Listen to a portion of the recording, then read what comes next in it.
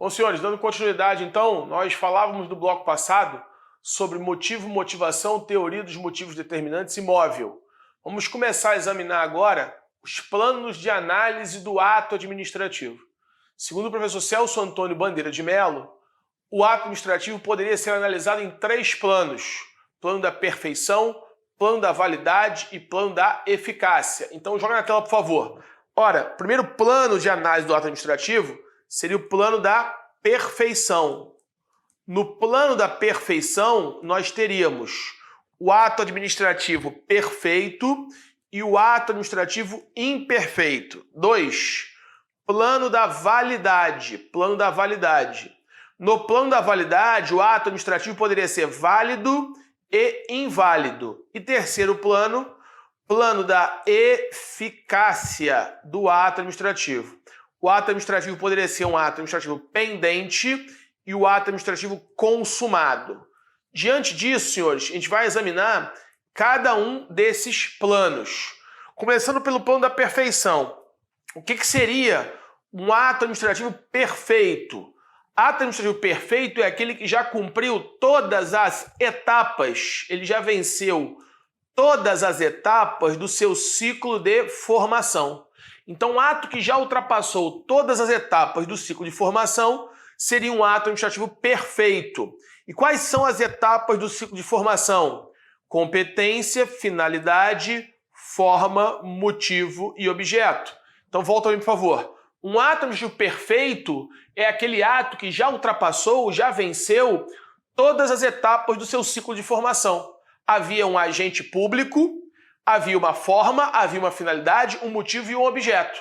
Então eu vou dizer que esse ato administrativo é perfeito, porque ele já ultrapassou, já venceu todas as etapas do ciclo de formação. Ao passo que o ato administrativo imperfeito, a contrário senso, seria um ato que ainda não venceu, ainda não avançou sobre todas as etapas do seu ciclo de formação. Eu já tenho um agente, eu já tenho uma forma, eu já tenho uma finalidade, mas ainda não tenho um motivo, ainda não tenho um objeto. Esse ato, então, que não ultrapassou todas as etapas do ciclo de formação, seria um ato administrativo imperfeito. Na tela. Ato administrativo, então, imperfeito é aquele que não ultrapassou todas as etapas do ciclo de formação. Eu já tenho um agente competente, já tenho uma competência, já tenho, um agente, já tenho uma forma, já tenho uma finalidade, mas não tenho ainda um motivo, não tenho ainda um objeto. Seria um ato administrativo imperfeito. Primeiro ponto importante aqui, antes de avançar sobre o elemento, sobre a segunda etapa do ciclo de formação, melhor, sobre a segunda fase, do segundo plano, melhor dizendo, dos atos administrativos, seria o plano da validade. O plano da perfeição, isso é importante que você entenda sob pena de você errar a questão de prova. No plano da perfeição, você não vai fazer a pergunta, mas como o ato administrativo ultrapassou as etapas do ciclo de formação? Mas como é que ele fez isso? Foi através de um agente competente? Foi através de uma forma prevista em lei? Foi através de uma finalidade que visava satisfazer o interesse público? Foi através de um motivo que se coadunava com um objeto? Foi através de um objeto lícito, possível, determinado, determinável? Essas perguntas de como é que ele ultrapassou todas as etapas do ciclo de formação, você não faz no plano da perfeição. Você vai fazer no plano da validade. Então, o que eu quero dizer com isso? Que no plano da perfeição, mesmo que o ato administrativo tenha sido praticado por um agente público incompetente, não adotando a forma que a lei previu, para satisfazer interesse pessoal, cujo motivo não se coadunava com o objeto e tendo objeto ilícito, mesmo ele tendo esses vícios em todos os elementos no ciclo de formação, porque o agente era incompetente, porque a forma não foi que a lei previu, mesmo assim ele vai ser um ato perfeito. É isso que eu quero que você entenda. Porque a pergunta como é que ele venceu todas as etapas do ciclo de formação, você vai fazer no plano da validade e não no plano da perfeição. Compreendeu isso? Então na tela, por favor. Então vou colocar aqui, ó, no plano da perfeição, a pergunta como não é feita no plano da perfeição, não é feita. E sim é feita aqui, ó, no plano da validade. Mas o agente era competente? A forma foi a que a lei previu? A finalidade era satisfazer o interesse público? O motivo existiu? E se coadunava com o objeto era lícito, possível, determinado ou determinável? Se a resposta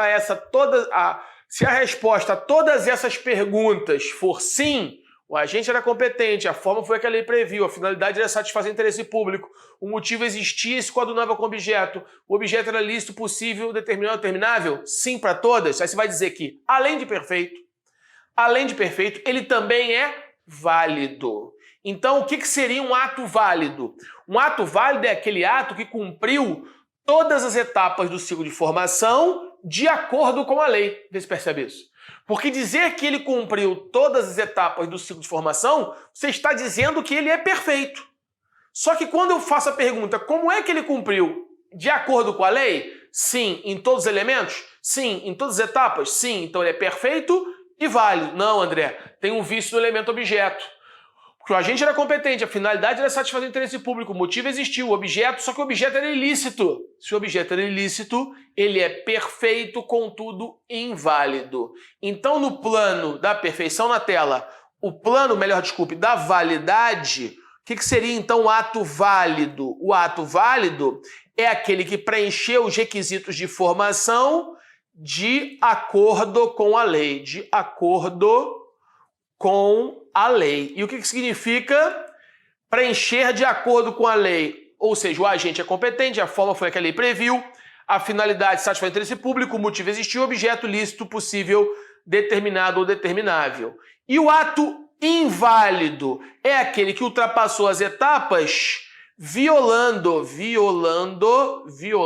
a lei, com vício em um dos seus elementos. Aí ele vai ser em que pese perfeito, em que pese perfeito, ele vai ser perfeito e inválido. Então, no plano da perfeição, eu preciso ter um agente, eu preciso ter uma forma, uma finalidade, um motivo e um objeto. Agora, se esses elementos estão em harmonia com a lei, eu vejo no plano não da perfeição, mas no plano da validade. Ok? E a eficácia, terceiro plano de análise? Na eficácia, vai se investigar se o ato, o ato nasceu, o ato surgiu no mundo jurídico, ele se aperfeiçoou, ele é perfeito, ele é válido, possivelmente, até pode ser inválido, a gente vai ver, mas quando eu estou discutindo o plano da eficácia, eu quero saber se o ato tem idoneidade suficiente para gerar efeitos. Então, aquele ato, ele tem idoneidade suficiente para gerar efeitos? Sim. E ele já gerou todos os efeitos para os quais ele foi criado? Sim. Então ele é um ato chamado de consumado. Um ato administrativo consumado, plano da perfeição, é aquele que já gerou todos os efeitos para os quais ele foi criado. Exemplo, autorização para o fechamento de uma rua para a realização de uma festa junina. O órgão municipal autorizou a associação de moradores a fechar uma determinada rua daquele município para fazer uma festa junina por 3 dias, sexta, sábado e domingo. Então aqui eu estou diante de um ato administrativo, autorização de fechamento da rua. No 4º dia, na segunda-feira, este ato administrativo é um ato administrativo consumado. Por quê? Porque ele já cumpriu todos os efeitos para os quais ele foi criado. Que efeitos? Deixar a rua fechada por 3 dias. Então esse ato é um ato administrativo consumado. Eu estou examinando o ato do plano da perfeição, validade ou eficácia, no plano da eficácia. Agora, nesse mesmo plano, eu posso ter um ato pendente. O ato administrativo pendente é aquele que está sujeito a termo ou condição. Termo, evento futuro incerto, condição, termo, evento futuro incerto, condição, evento futuro incerto, lá do direito civil. Ora, nesse contexto, se eu tivesse um ato que seria o seguinte, vamos imaginar essa questão de prova aqui. O munícipe comparece a um órgão da prefeitura, qualquer, pleiteando retirar água de um rio protegido por lei ambiental naquele município. O agente público incompetente, perceba, incompetente, adotando a forma que a lei previu para satisfazer o interesse público, o agente incompetente concede uma autorização para que o munícipe retirasse água do rio, toda vez que o rio encontrasse em sua margem em uma altura acima de 2 metros. Pergunto, um rio estar acima de 2 metros em sua margem é um evento futuro e certo que vai depender? É um evento futuro e certo ou um evento futuro e incerto? É um evento futuro e incerto que depende da natureza, depende do Criador, depende de chover. Logo, dessa forma, este ato administrativo está sujeito a um evento futuro incerto, a uma condição. Logo, ele é um ato administrativo pendente. Eu estou examinando este ato no campo da eficácia. O que seria, então, um ato administrativo pendente? É aquele que está sujeito a termo ou condição. Então, na tela, por favor. Ato administrativo pendente é aquele que está sujeito a termo, evento futuro e certo, termo, ou então uma condição, evento futuro e incerto. Já o ato administrativo consumado, ele também é chamado de exaurido. E por que exaurido? Porque ele já cumpriu todos os efeitos para os quais a lei o criou. Então, senhores, na doutrina, você vai encontrar planos de análise do ato administrativo, como está na sua tela aí. Plano da perfeição, plano da validade e plano da eficácia. Aí vou limpar essa tela para ficar mais fácil. O professor Celso Antônio, se quiser printar, printa a tela. O professor Celso Antônio Bandeira de Mello vai dizer o seguinte: dessa forma eu tenho 4 possibilidades de combinação desses planos. Então eu posso ter um ato administrativo perfeito, válido e eficaz. Eu posso ter um ato perfeito, inválido e eficaz. Eu posso ter um ato perfeito, válido e ineficaz. Eu posso ter um ato perfeito, inválido e ineficaz. O que você está vendo aí na sua tela? Volta, por favor. 4 possibilidades. Isso aqui está no livro do Celso Antônio Bandeira de Mello. Ele fixa o primeiro plano, que é o plano da perfeição, porque o ato existiu, existe um agente, existe uma forma, existe uma finalidade, existe um motivo e existe um objeto. Então ele fixou uma premissa. O ato é perfeito. Só que ele pode ser perfeito, válido e eficaz. Ele pode ser perfeito, inválido e eficaz. Ele pode ser perfeito, válido e ineficaz, como ele pode ser perfeito, inválido e ineficaz. Bom, e aí, senhores, poderia passar uma aula inteira aqui trazendo casos concretos, possíveis questões de prova que ele poderia apresentar. Mas vou trazer o exemplo que eu acabei de citar para que nós avaliássemos se fosse uma questão de prova. Se fosse uma questão de prova, aquela pergunta que eu fiz, um particular vai ao município pleiteando retirar água de um rio. E um agente público incompetente, adotando a forma que a lei não previu para satisfazer interesse pessoal, defere uma autorização para retirada de água daquele rio, toda vez que o rio encontrasse em sua margem a uma altura acima de 2 metros. Levando-se em consideração os planos de análise do ato administrativo, marque a opção correta, letra A, B, C e D. E aí na tela, por favor, letra A, letra B, letra C e letra D. Ora, se ele está me dizendo que o agente era incompetente, o ato não pode ser válido. Se não pode ser válido, letra A está fora, letra C está fora. Então o agente incompetente faz com que o ato seja inválido. Tem vício do elemento competência, vício do elemento forma. Só que este ato, quando a questão diz, volta para mim, que ele está sujeito a um evento futuro e incerto, que é o rio estar em sua margem com uma altura acima de 2 metros, depende de chover, ele está sujeito a um evento futuro e incerto. Alguns autores chamam termo e condição de elementos acidentais do ato administrativo. Elementos acidentais, já vi questão dessa em prova também. O que são os elementos acidentais do ato administrativo? Seria termo ou condição. Porque nem sempre vão estar presentes. Termo e condição só vão estar presentes nos atos administrativos pendentes. Ou melhor, nos atos administrativos pendentes dentro do plano da eficácia do ato. Por isso, alguns autores vão chamar de termo e condição de elementos acidentais do ato administrativo na sua formação. Elementos essenciais, competência, forma, finalidade, motivo e objeto. E elementos acidentais, termo ou condição. Então, esse ato está sujeito a um evento futuro incerto, a uma condição. Por isso, ele é um ato pendente. Se ele é um ato pendente, ele não está pronto. O cara chegou lá para retirar água do rio 1,5 metro, não vai retirar água. Está sujeito a um evento futuro incerto. Então, ele é um ato pendente, está sujeito a uma condição. Então, se está sujeito a uma condição, Letra B também está fora, porque na letra B está dizendo que ele é eficaz. Qual é o gabarito dessa questão? Letra D. O ato é perfeito, inválido e ineficaz, como ensina o professor Celso Antônio Bandeira de Mello. Pode voltar para mim.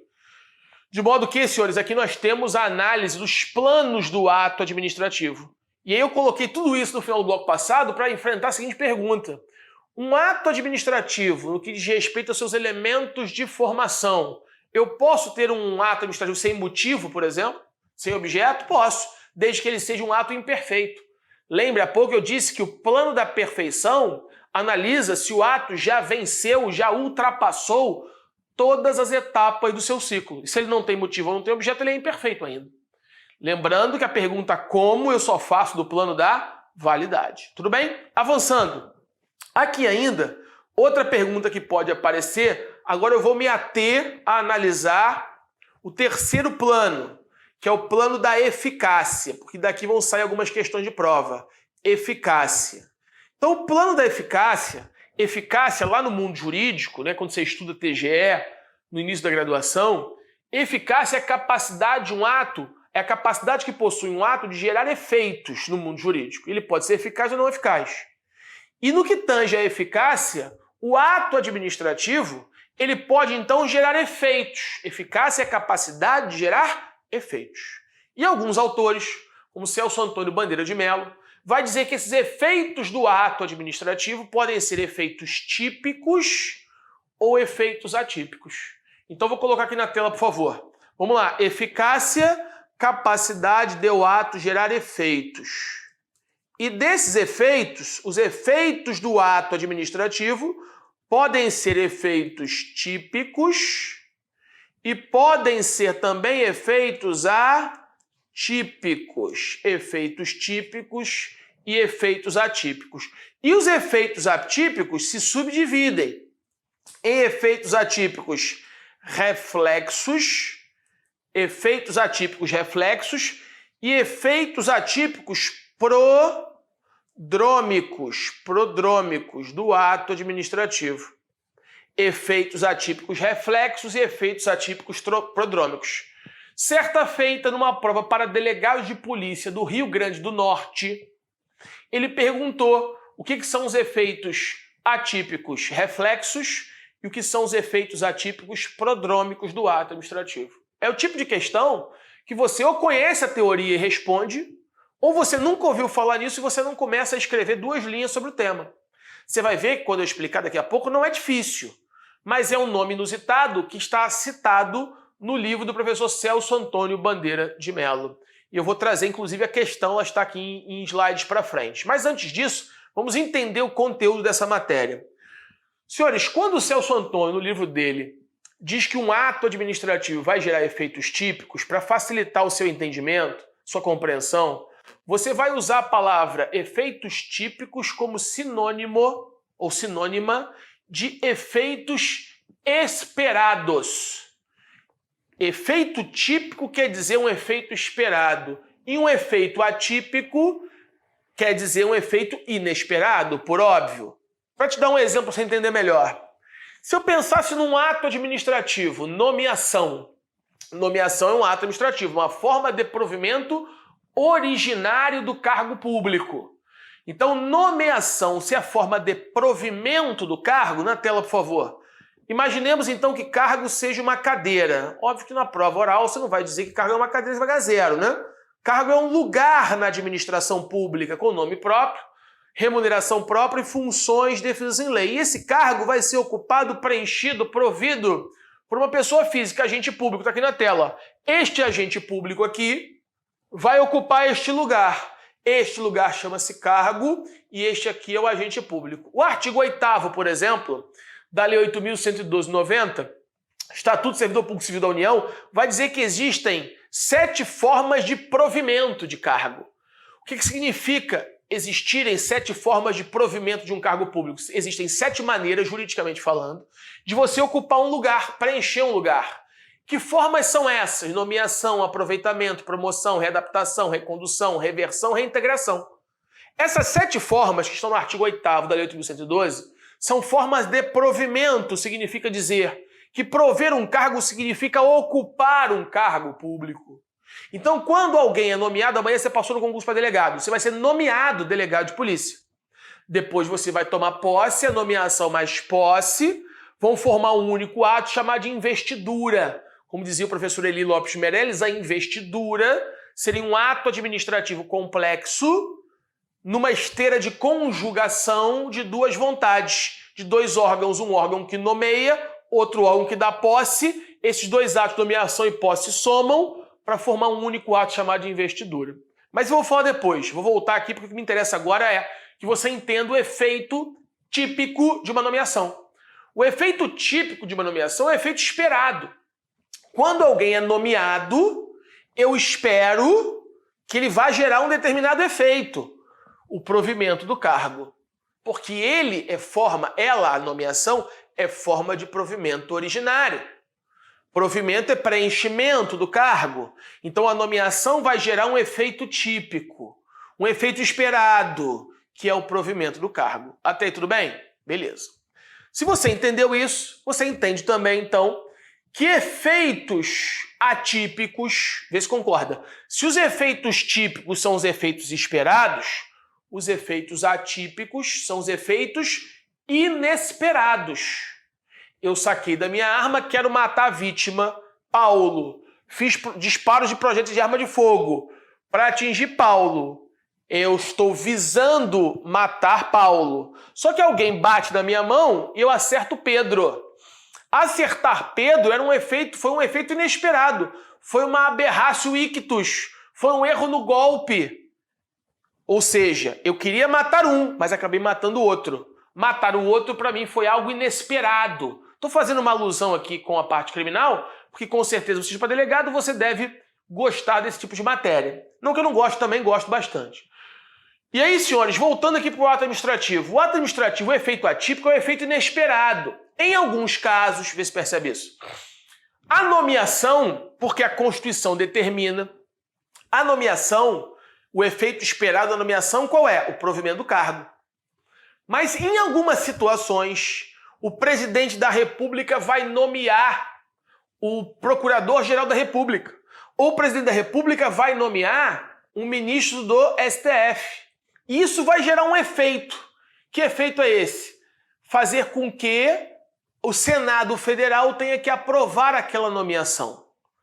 O Senado Federal, de acordo com o artigo 52, inciso 3º, ele vai aprovar a escolha do presidente da República para presidente do Banco Central, ministros mais superiores. Então eu vou ter uma nomeação. O ato de nomeação gera um efeito esperado, que é o provimento, mas gera um efeito inesperado, não é bem indesejada a palavra, mas aqui a palavra é um efeito que não é um efeito típico, que é um efeito atípico, inesperado, de manifestação de uma casa legislativa. Porque o efeito esperado da nomeação é o cargo ser preenchido. Quando eu, delegado, fui nomeado como delegado de polícia para ser no concurso, a Assembleia Legislativa do Estado do Rio de Janeiro não se manifestou para aprovar a minha nomeação como delegado, porque a lei não prevê essa possibilidade. Então, a minha nomeação só gerou o efeito esperado que ela geraria, que seria o provimento do cargo. Mas, em algumas hipóteses, a Constituição diz, olha, não basta a nomeação para alguns cargos. Tem que ter a aprovação da Casa Legislativa. Inclusive, isso é uma forma de controle legislativo de ato administrativo. O presidente da República nomeia o Procurador-Geral da República e o Senado Federal tem que aprovar essa escolha. O presidente da República, ele vai nomear, ele vai indicar o presidente de agências reguladoras, o Senado tem que aprovar aquela escolha do presidente da Anatel, ANEEL, ANAC, Anvisa, ANTAC, por aí vai. Então, este efeito é um efeito atípico. Um efeito inesperado. E dentro dos efeitos atípicos, esses podem ser, na tela, efeitos atípicos reflexos e efeitos atípicos prodrômicos. Vou começar pelo mais simples de entender. Não que o outro seja difícil, o outro também é simples. Mas vou começar pelos efeitos atípicos reflexos. E para isso, eu vou me valer do exemplo que está no livro do próprio Celso Antônio Bandeira de Mello. Então imagine aqui, ó, eu tenho aqui João, de um lado, e aqui do outro eu tenho a Pedro. João é proprietário dessa casa aqui, ó. Ele é o proprietário desta casa. E esta casa, que pertence a João, ela é objeto de um contrato de locação entre João e Pedro. João é o locador, Pedro é o locatário, a casa é o objeto de contrato de locação. Vem o município no qual a casa é localizada, e o prefeito edita um decreto, declarando esta casa aqui, o decreto é o ato administrativo, de utilidade pública, necessidade pública ou interesse social. Vai dizer que recai sobre a casa necessidade pública, utilidade pública ou interesse social. Qualquer uma dessas formas é admitida pelo artigo 5º, 24 da Constituição como forma de desapropriação. Muito bem. Este ato administrativo, decreto, ele vai gerar um efeito típico, e aqui eu vou perder em técnica para ganhar em qualidade, para ganhar em didática, melhor dizendo, porque na verdade a desapropriação não é um ato isolado. A desapropriação é um conjunto de atos, é um procedimento administrativo. Mas se eu fosse pensar que é inaugurado com o decreto expropriatório, na primeira fase chamada de declaratório de desapropriação, mas perdendo em técnica para ganhar em qualidade, para ganhar em didática, imaginemos que a desapropriação só dependesse do decreto. O decreto ele tem um efeito típico, ele teria um efeito esperado, que aqui é deflagrar o processo de desapropriação dividido em duas etapas.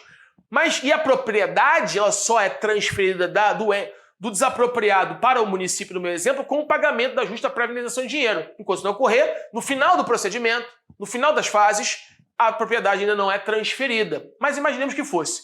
Qual é a finalidade, qual é o efeito esperado de um procedimento de desapropriação, a transferência da propriedade que pertencia a João para o município X? Só que quando o município desapropria esta casa, este contrato de locação entre João e Pedro sofre um efeito jurídico. Este contrato de locação é extinto, ele é resolvido. E aí a pergunta é, quando o prefeito fez o decreto, você acha que ele queria extinguir o contrato de locação entre João e Pedro? Ele sequer sabia que existia esse contrato. E para ele pouco importa se tem contrato ou não. Logo, isso não foi um efeito visado. Ele está mirando em um e vai atirar. Só que acabou que acertou no outro. Ele estava mirando em transferência de propriedade, mas para que aquela propriedade fosse transferida, aquele contrato de locação precisava ser resolvido. Extinto aquele contrato de locação entre João e Pedro. Então, esse é o exemplo, inclusive, do livro do Celso Antônio Bandeira de Mello, chamando isso de efeito atípico do ato administrativo reflexo.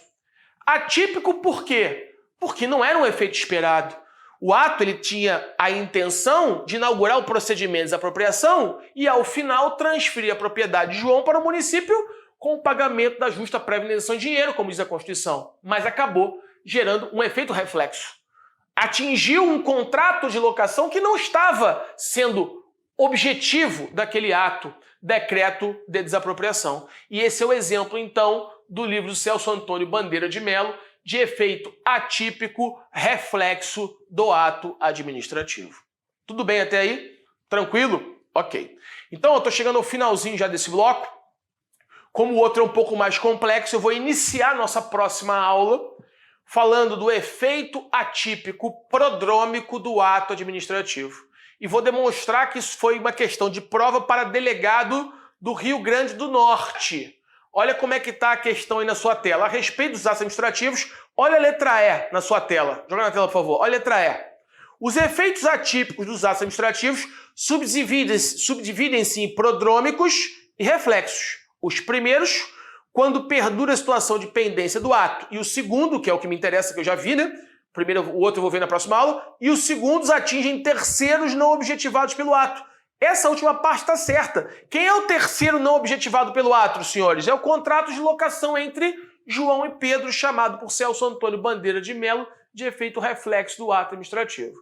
Então, o próximo bloco eu inicio falando e explicando efeitos prodrômicos e volto a essa questão para a gente finalizar a sua resolução, ok? Aguardo os senhores lá, mais uma vez foi um prazer. Um abraço, fiquem com Deus.